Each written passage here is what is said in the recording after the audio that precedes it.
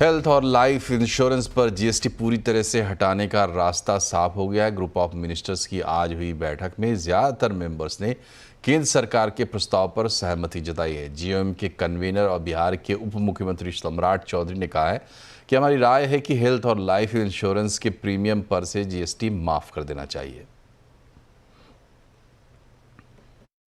Health insurance पे सब लोगों ने सबकी इच्छा रही कि इसको पास किया जाए और गवर्नमेंट ऑफ इंडिया का प्रस्ताव स्पष्ट है कि सभी जो आदरणीय प्रधानमंत्री जी ने लाल किले से कहा है कि इंश्योरेंस के सेक्टर में इंडिविजुअल या उनके परिवार के इंश्योरेंस को, हेल्थ इंश्योरेंस को फ्री एक तरह से जीएसटी से मुक्त किया जाए।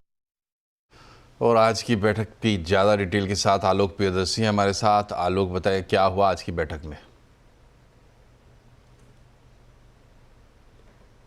बिल्कुल, देखिए, हेल्थ और लाइफ इंश्योरेंस के प्रीमियम पर जो जीएसटी अभी लगता है 18%, उसको हटाने को लेकर रास्ता साफ हो गया है, क्योंकि आज एक इम्पॉर्टेंट ग्रुप ऑफ मिनिस्टर्स की बैठक हुई और उसमें लगभग इस बात पर सहमति बन गई है कि हेल्थ इंश्योरेंस और लाइफ इंश्योरेंस के प्रीमियम पर से जीएसटी हटा देना चाहिए, यानी कि उसको एग्जम्प्ट कर देना चाहिए या जीरो रेटेड कर देना चाहिए।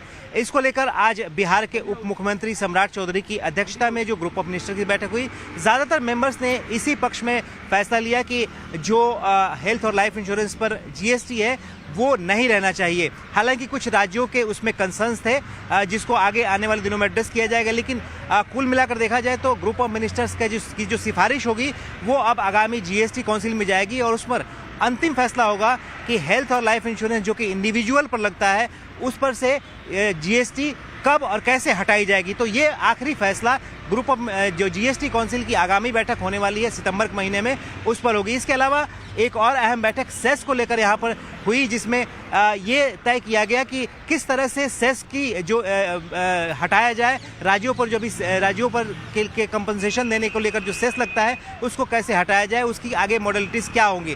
तो ये दो अहम बैठक हुई और कल रेट रेशनलाइजेशन को लेकर अहम बैठक होने वाली है, जिसमें 2 दरों वाली जीएसटी को लेकर आम राय बनाने की ग्रुप ऑफ मिनिस्टर्स में कोशिश की जाएगी।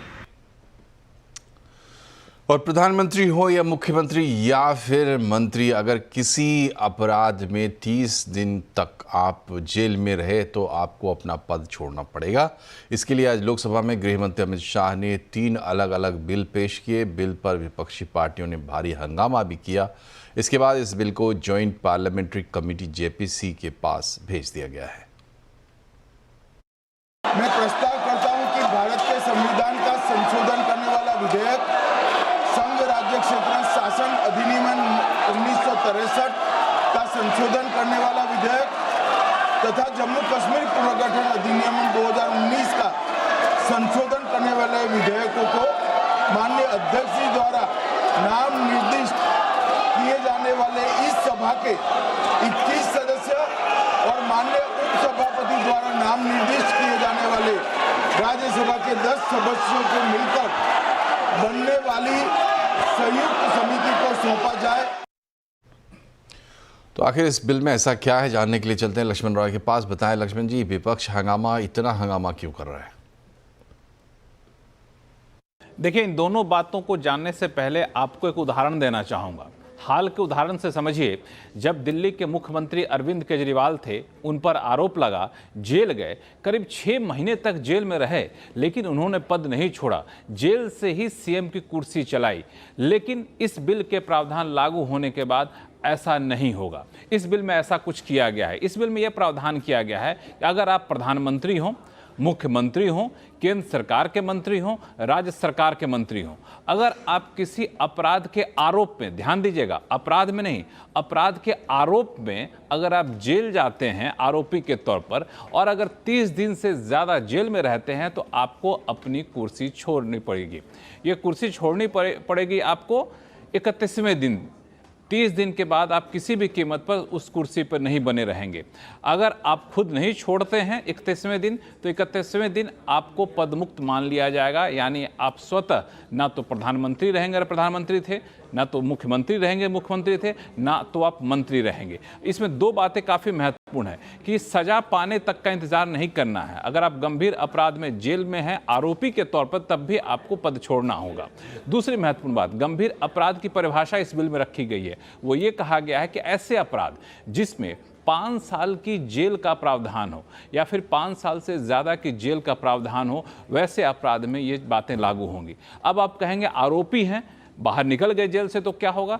अगर जेल से आप बाहर निकल गए तब आप कुर्सी फिर से ग्रहण कर सकते हैं। इस बात का प्रावधान इस बिल में किया गया है। इसमें 3 बिल यहाँ पे पेश किया गया लोकसभा में अमित शाह के द्वारा। 3 बिल इसलिए पेश किया गया चूँकि केंद्र सरकार के लिए ये जो बिल था, इसके लिए एक 130वां संविधान संशोधन बिल लाया गया। इसमें आर्टिकल 239 AA के सेक्शन 5 के बाद 5A जोड़ा गया है, जिसमें वो सारी बातों का प्रावधान किया गया जो मैंने आपको ही बताया।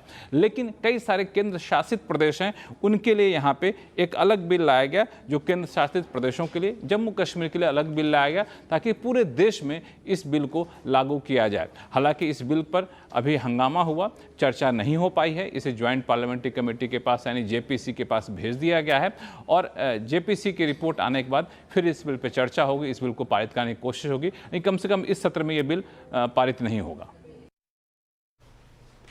शुक्रिया लक्ष्मण जी। और राजनीति से अपराध को ख़त्म करने के लिए इस बिल पर सियासी संग्राम क्यों मचा हुआ है? आवाज़ अड्डा में इसी पर होगी बड़ी चर्चा।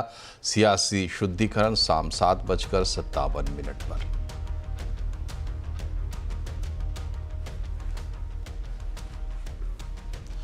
माइक्रोसॉफ्ट ने 2025 वर्क ट्रेंड इंडेक्स रिपोर्ट में फ्रंटियर फर्म की स्थिति पेश की है।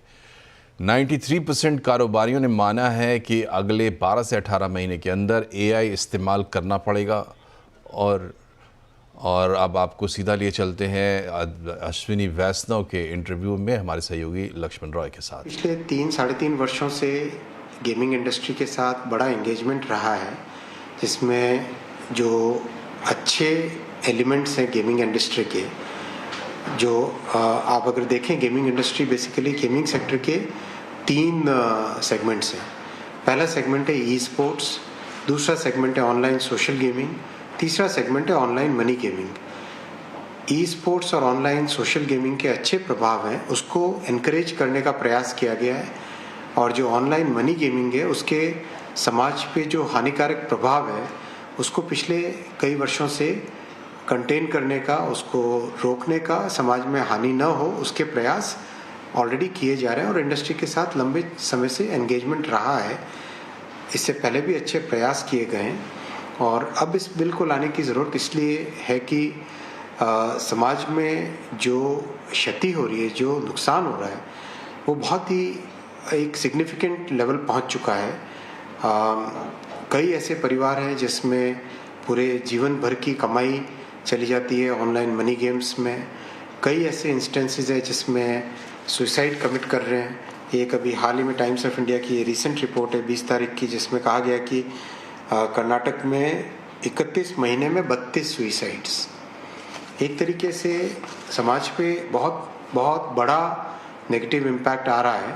तो इसीलिए बहुत ज़रूरी है कि इस बिल को आगे ले जाया जाए और समाज का जो गेमिंग के अच्छे एलिमेंट्स हैं उनको प्रमोट करें, एनकरेज करें और जो गेमिंग के नेगेटिव इम्पैक्ट है उसको कंटेन करें, डिस्करेज करें। इसमें एक चीज़ जो आपने बिल में साफ तौर से लिखा गया है कि ई स्पोर्ट्स जैसे चीज़ों को हम बढ़ावा देंगे, तो इसको कैसे डिफरेंशिएट करेंगे कि ये ई मनी गेमिंग नहीं है, ये ई स्पोर्ट्स है, क्योंकि कहीं ना कहीं पैसे तो वहाँ भी इन्वॉल्व होंगे ही होंगे। ई स्पोर्ट्स की डेफिनेशन बहुत क्लियरली लिखी गई है बिल में और अभी हाल ही में नेशनल स्पोर्ट्स गवर्नेंस एक्ट पास हुआ है संसद से, उसमें रिकग्निशन का एक मैकेनिज्म बना है। तो इस बिल से ई स्पोर्ट्स को एक लीगल रिकग्निशन मिलेगा और उसको आगे प्रमोशन किया जा सकेगा। जो मुद्दा बीच में चला था गेम ऑफ स्किल और गेम ऑफ लक, इन दोनों में काफ़ी ज़्यादा विवाद हो रहा था। तो इस बिल के जरिए क्या माना जाए कि गेम ऑफ स्किल को कंटिन्यू रखा गया है, गेम ऑफ लक को जो है डिस्करेज किया गया है, ये कहना सही होगा? नहीं, ऐसा नहीं है। जहाँ पे समाज को हानि है उसको डिस्करेज किया जाए और जो समाज के लिए अच्छा है उसको एनकरेज किया जाए। इसमें इंडस्ट्री की तरफ से एक फीडबैक ये आ रहा है कि इससे बड़ा नुकसान होगा। इंडस्ट्री ने कहा है कि डेथ नेल साबित होगा। 2 लाख करोड़ रुपए की इंडस्ट्री है, 31,000 करोड़ रुपए का रेवेन्यू आता है और 20,000 करोड़ रुपए हम लोग टैक्स देते हैं। तो इस तरह का ब्लैंकेट बैन ना लगाया जाए, उनकी दलील ये है। इंडस्ट्री के साथ कई लंबे समय से चर्चा चली है, लंबे समय से एंगेजमेंट हुआ है और बहुत स्पष्ट भाव से इंडस्ट्री को भी समाज से भी फीडबैक आता है कि किस तरह से समाज में इसके हानिकारक प्रभाव मनी गेमिंग के हो रहे हैं। तो उसको लेके एक जब समाज का हित, युवाओं का हित और मध्यम वर्गीय परिवारों का हित सामने हो और दूसरी तरफ इंडस्ट्री का एक सेगमेंट जिसके ऊपर इम्पैक्ट पड़ रहा हो, तो उसमें समाज को ही हमें प्राथमिकता देनी पड़ेगी। सामाजिक हित को, मध्यम वर्गीय परिवारों को प्राथमिकता देनी पड़ेगी। एक सेकेंड लास्ट क्वेश्चन, चूंकि आपके पास समय काफ़ी कम है, वो ये कि इस पूरे सेक्टर में भले ही समाज को नुकसान पहुंचता है लेकिन एम्प्लॉयमेंट काफ़ी ज़्यादा आ गया, तो ये एक खतरा रहता है कि लोगों को रोजगार होगा, रोजगार छिन जाएंगे। दूसरा कि जब हम लोग कानूनी तौर पर पाबंदी लगा देंगे तो अवैध तरीके से जो ऐसे बेटिंग ऐप, ऐसे online gaming, money gaming app चल रहे हैं, वहाँ पर लोग डाइवर्ट हो जाएंगे। दोनों विषय पर बहुत स्पष्ट तौर पे मैं कहना चाहूँगा कि ऑनलाइन गेमिंग के जो 2 अच्छे सेगमेंट्स हैं और भारत को गेम मेकिंग हब बनाने का प्रयास है। क्रिएटर्स इकोनॉमी में गेमिंग को एक स्पेसिफिक स्थान दिया गया है, महत्वपूर्ण स्थान दिया गया है। वेव्स में गेमिंग को एक अलग से सेगमेंट बनाया है। Indian institute of creative technology के माध्यम से गेम मेकिंग और क्रिएटिव एनर्जी को चैनलाइज करने का एक माध्यम बना है। उससे रोजगार जनरेट होगा और अगर समाज में कोई भी ऐसी क्षतिकारक चीज़ है, जैसे मान लीजिए ड्रग्स का भी है, तो हमारा प्रयास सरकार का और समाज का एक प्रयास तो रहेगा ही कि उस क्षति को रोकें, उस हार्म को रोकें, उस नुकसान को रोकें। और अगर उसमें जो भी प्रयास करने पड़ेंगे वो प्रयास तो करने ही पड़ेंगे ना।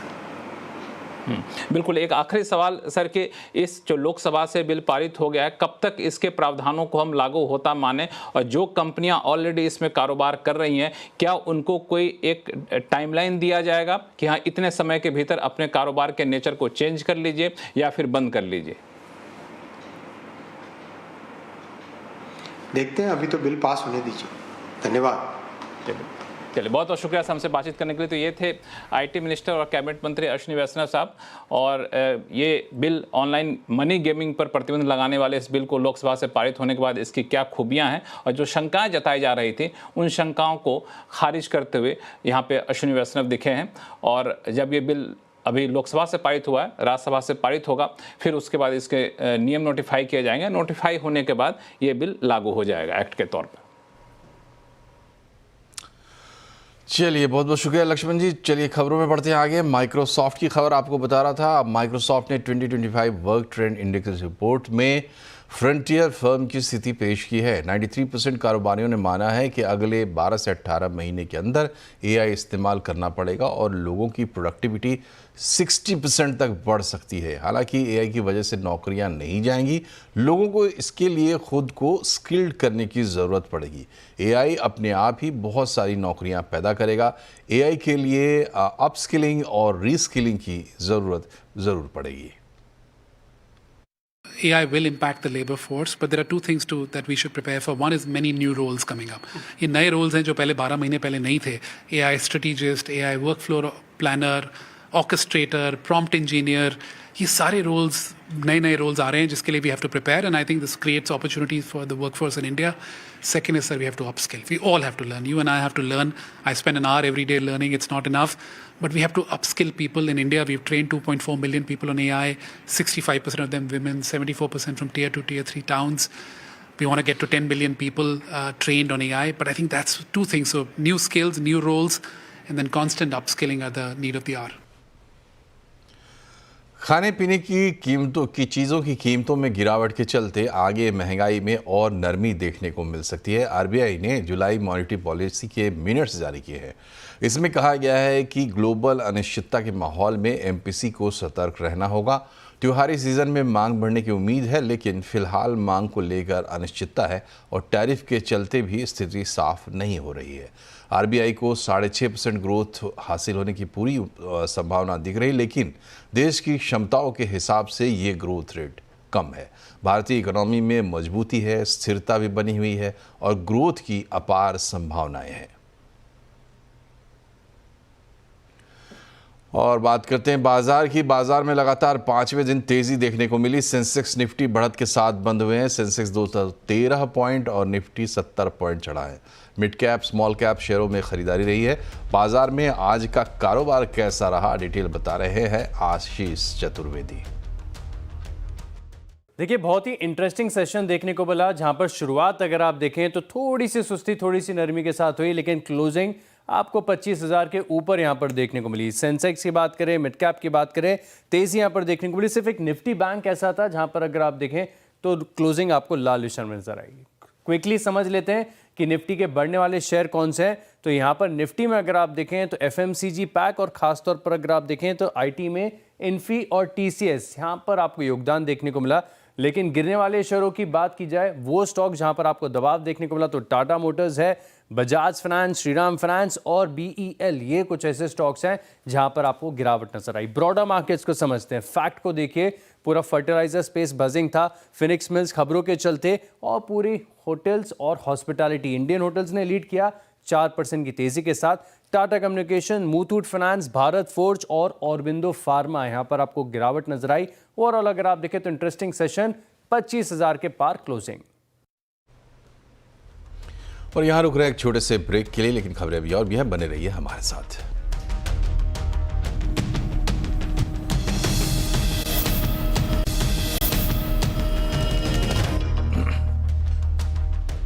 ब्रेक के बाद एक बार फिर से आपका स्वागत है। एनडीए उम्मीदवार सीपी राधाकृष्णन ने आज उपराष्ट्रपति पद के लिए नामांकन किया। इस मौके पर पीएम मोदी समेत एनडीए के सभी दलों के नेता मौजूद थे।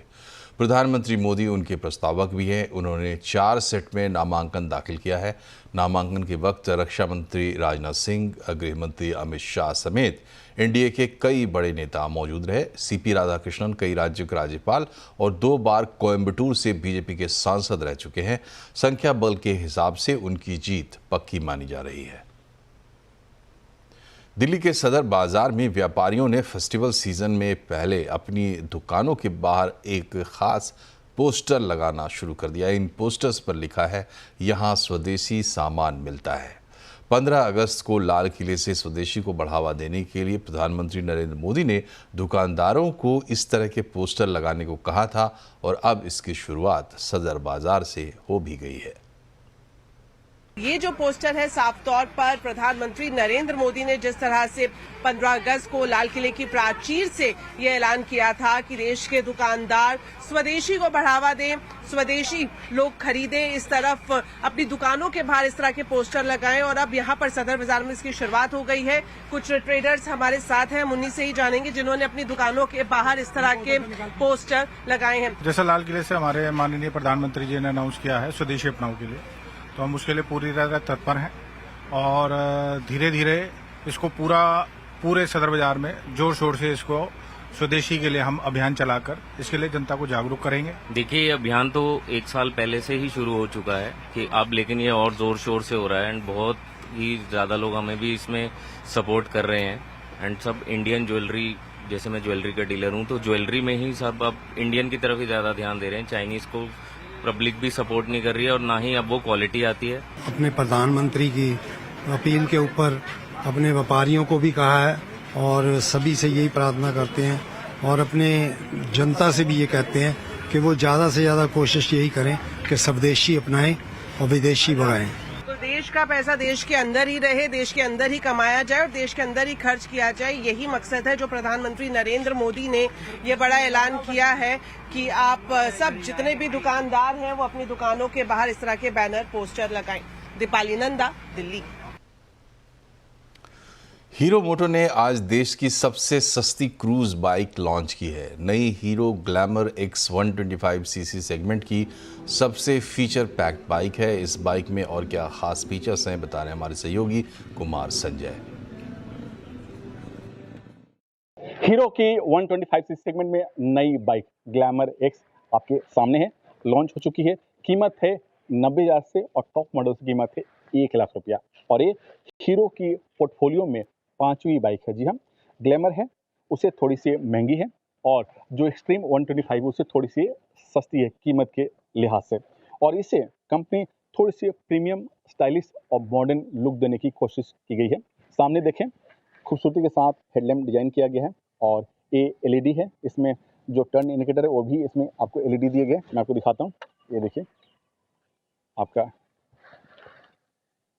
ये एलईडी है। साथ ही इसमें कई नए टेक फीचर्स दिए गए हैं जो इस सेगमेंट में किसी भी बाइक में नहीं है। पहली चीज़ है कि इसमें आपको दिखाता हूँ, अब इसमें आपको राइड मोड दिया गया है। ये आप देख रहे हैं बटन मोड का, और ये राइड मोड है। 3 राइड मोड दिए गए हैं। साथ ही इसमें आपको अब क्रूज कंट्रोल दिया गया है। यहाँ पर देख सकते हैं ये क्रूज कंट्रोल का बटन है। तीसरी चीज़ कि जो आप थ्रोटल देख रहे हैं ये राइड बाय वायर है, यानी कहीं भी इसमें मेटल वाला केबल नहीं है। इसके साथ इसमें आपको इंजन स्टार्ट करने के लिए किक स्टार्ट का भी ऑप्शन दिया गया है। जो सीट है उसकी जो हाइट है नीचे से ऊपर 790 mm है और जो ग्राउंड क्लियरेंस है वो है आपका 170 mm।